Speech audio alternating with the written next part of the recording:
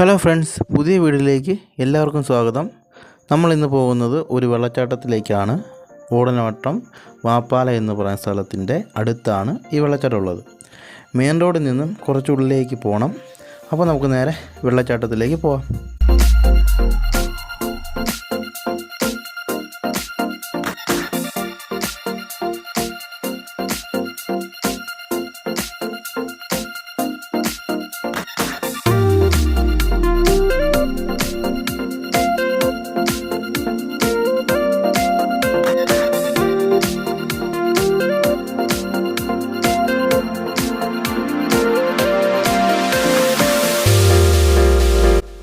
നമ്മളങ്ങനെ വെള്ളച്ചാട്ടത്തിൻ്റെ അടുത്ത് എത്തി കേട്ടോ.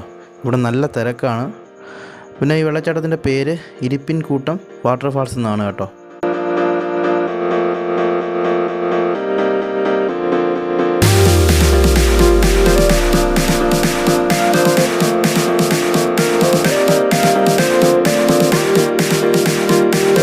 പിന്നെ ഇവിടുത്തെ ഒരു പ്രത്യേകത എന്ന് പറഞ്ഞാൽ രണ്ട് തോടുകൾ വന്ന് കൂട്ടിമുട്ടുന്ന ഒരു വെള്ളച്ചാട്ടമാണ് കേട്ടോ.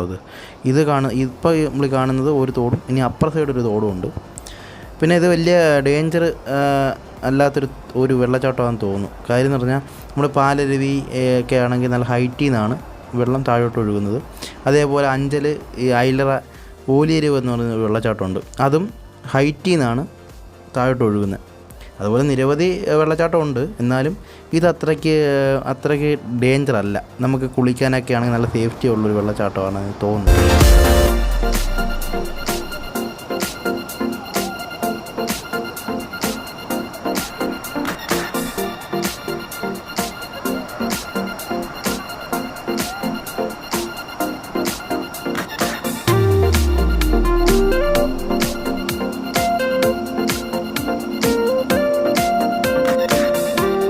അതേപോലെ രണ്ടാമത്തെ തോടാണ് ഈ കാണുന്നത്, കണ്ടോ.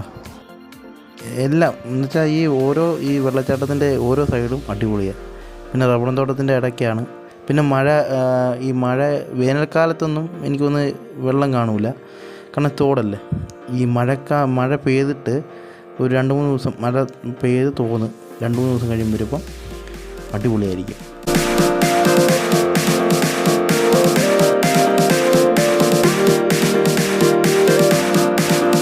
ഇവിടേക്ക് എത്താനുള്ള വഴി എന്ന് പറഞ്ഞാൽ കൊട്ടാരക്കര ഭാഗത്തു നിന്ന് വരുന്നവർക്ക് ഓടനവട്ടത്തിൽ നിന്ന് അമ്പലംകുന്ന് പോകുന്ന വഴിയിലാണ് ഈ വെള്ളച്ചാട്ടം ഉള്ളത്. ഓടനവട്ടത്തിൽ നിന്ന് 5 കിലോമീറ്ററാണ് കേട്ടോ.